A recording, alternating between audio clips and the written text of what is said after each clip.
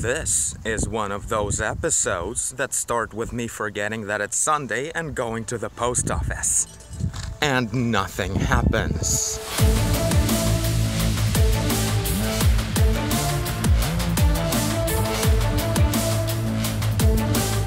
Pigeons.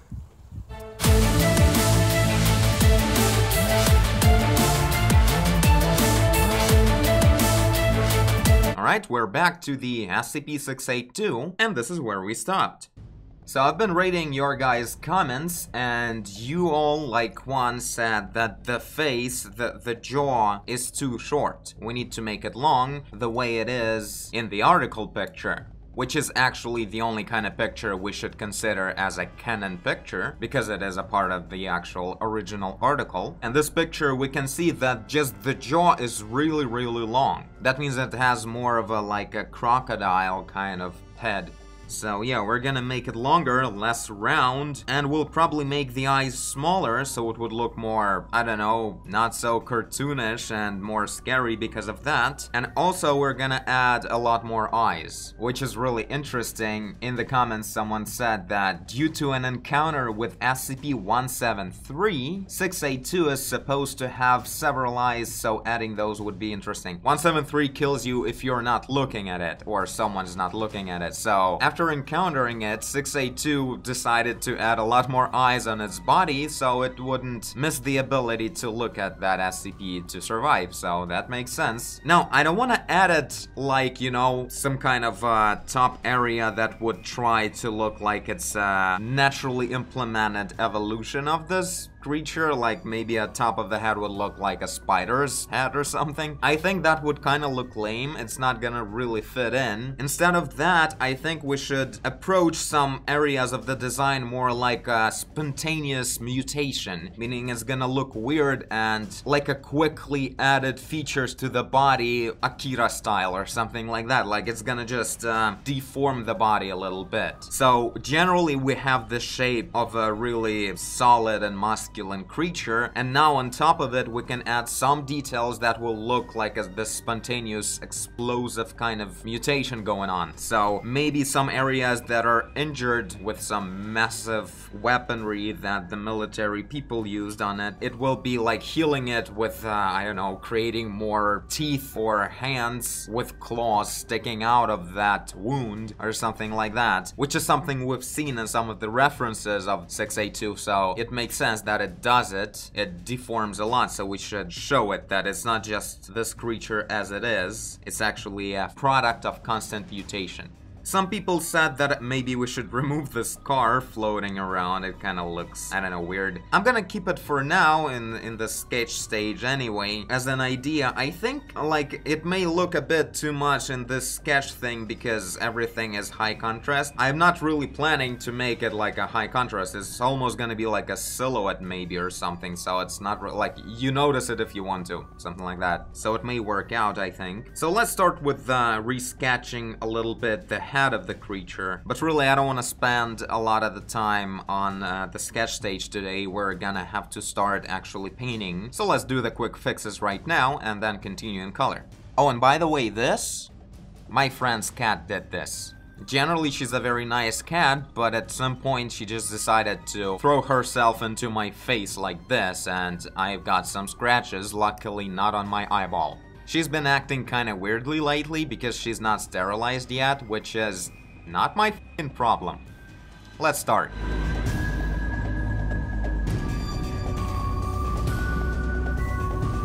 Okay, so I think this is it for the sketch. Obviously did the head longer and less emotional, which was also a suggestion by you guys, to make it less emotional with smaller eyes so it would look scarier just because you don't know what's it about or anything like that. Like in the more of a modern horror style, it's usually don't show the actual expression of the creature, right? So it's like this for now. Maybe we'll open the mouth in color version, but I think this is a good way to do it as well. Added a lot of the eyeballs everywhere. Some of them are on the head, but there's also a lot of them everywhere, pretty much even on the tail. And also this dude now is not just falling away from the hit, by the creature, but he's actually pierced with one of the spikes on its body, which is a good thing to show that all these modifications are actually put to use. Yeah, we'll probably add more stuff, maybe somewhere actually more hands will be showing up or something like that, but for now this is it. Let's actually start building the color. Not sure how exactly I'll do it. I'll probably start with the base color of some kind of dust, like sandy, deserty kind of gamma, but also maybe nighttime desert with really bright lights from some kind of military vehicle or just spotlights that military people would put in their base or something like that. I think that may look really cool and creepy for this situation. So yeah, I'll start dropping some spots and then I'll tell you what the hell I was thinking. So let's drop some spots.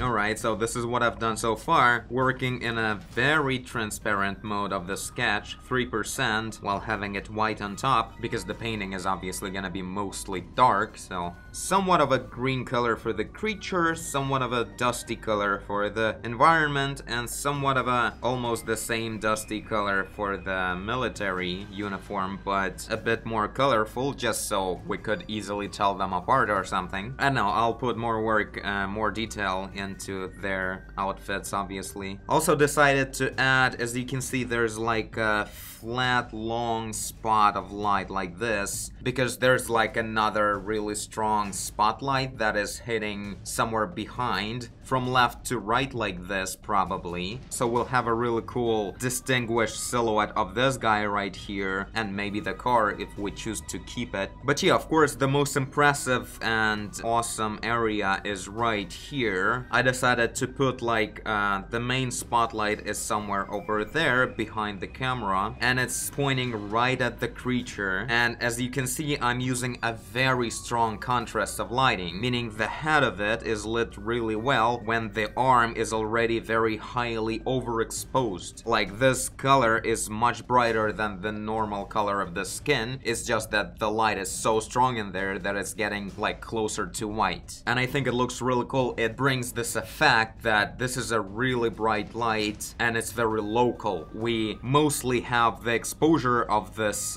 painting, this picture, adjusted to overall visuals in here. So this really bright spotlight is much brighter than something we can see. It brings this interesting, impressive, dynamic range to the scene. We have this cool contrast that tells us, hey, this looks kind of real, you know? And of course, I lit up some fog over here to show where this bright spot is exactly. Of course, the surface of the ground right here is not that flat and perfect, so there will be a lot more little details like this that are catching up some bright light and creating some shadows on the ground. But yeah, this fog thing is gonna take more place, I guess. We'll have more fog all over the creature in here. Like, we're not supposed to have these super dark shadows in here because there's a lot of dust picked up. So yeah, it's gonna have some blend of contrast, yet fog on top. I think it's gonna look cool, and we can balance it just the right way that we need it to be. I think it's a really good place to start. So yeah, this is it. This is all the lighting that I chose for the scene. This light, and in there we have another one just to light up the background a little bit. Maybe I'll add some more details in this dark sky area, just because there's a lot of dust picked up, so we can add some kind of just texture of this dust clouds, or maybe there will be some kind of twilight that will bring in some more details as well, lighting up the horizon a bit if we want to. But for now, let's concentrate on what's going on in here and try and make it look more awesome, paying more details to the logics of the light, where exactly the shadows will go and stuff like that.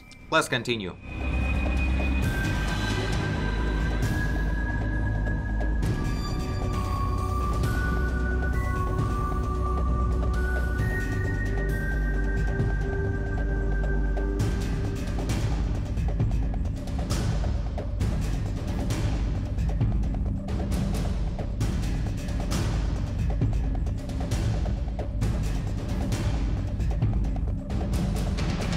Okay, I think this is about it for today's progress. We're at this kind of stage right now where if we zoom out really far away, it already looks kind of finished and awesome, which is exactly how it's supposed to be. As the saying goes, any stage of the picture should look finished, just on different levels of detail. And it's gonna be pretty easy to just add details on top of this in the future couple of episodes. And that's where we're gonna add a lot more sense to the spots of the dust on the ground, to the outfit of the agents, and to all the spikes and little details of eyeballs and everything on the SCP.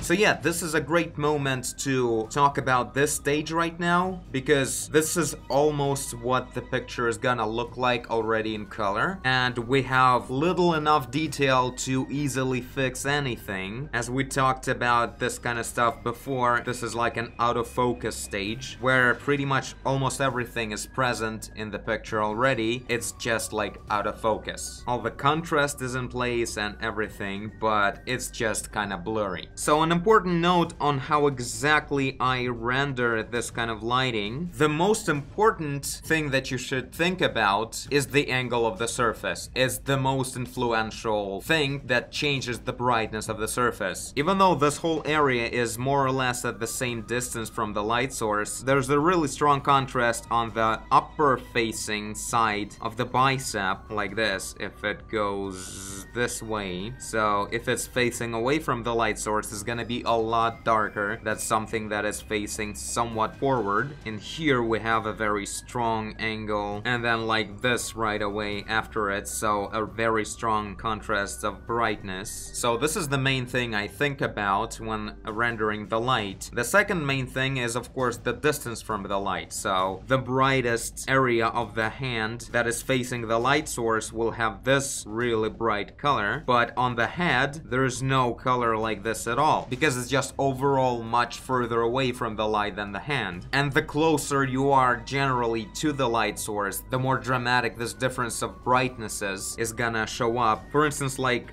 this distance is a lot higher contrast than, you know, this distance. So difference from this brightness and this brightness is not as crazy as difference between this brightness and this. Because the closer we get to the light source, the stronger this contrast happens more and more. And when you really represent this idea of strong contrast of brightnesses, it really starts to play very well with this impression of the actual real light source. You can read really well the distance and the shape. So these are the main tricks I use to render the lighting. But there's another very important thing in this shot: air perspective. Anything that is actually dark, I visualize it with silhouettes of air perspective. So in here, this side of the head is facing away, and then we have this muscle. So they're both completely cut away from the light source, both of these surfaces. So they can't really have any differences of lighting all that much. Maybe a little bit of reflex, but it's not that influential in such a high contrast lighting in here. So what I did is I just added some air perspective in this area, highlighting the silhouette of the head and showing that this arm thing is further away from us than the head. And this is what I do pretty much everywhere, highlighting the silhouette of this agent, highlighting the silhouette of this hand everywhere, pretty much highlighting the silhouette of the rib cage, of the tail obviously, of the legs. Pretty much everything is visualized this way when there's not enough lighting to do that. And due to the fact that these are very dynamic clouds of dust or smoke or whatever, we can use them wherever we feel comfortable to do that. So I added more contrast for the fog right here, but in here it's kind of darker because why not? It could have happened this way, so this is what I'm doing. I just chose the convenient circumstances of lighting and air perspective for me to work with easily. So yeah, these are a couple of notes on how I actually approach this rendering, for those of you who's wondering. So tell me what you think about the new head and maybe other details that are showing up now that may be kind of wrong or just not working very well. So we'll easily fix this in the next episode. And I thank you for watching if you did. I guess I did if you're here. Leave a like and subscribe, tell a friend. Pay attention to the angles and distances. Do whatever you want. And I will see you in the next one. Bye!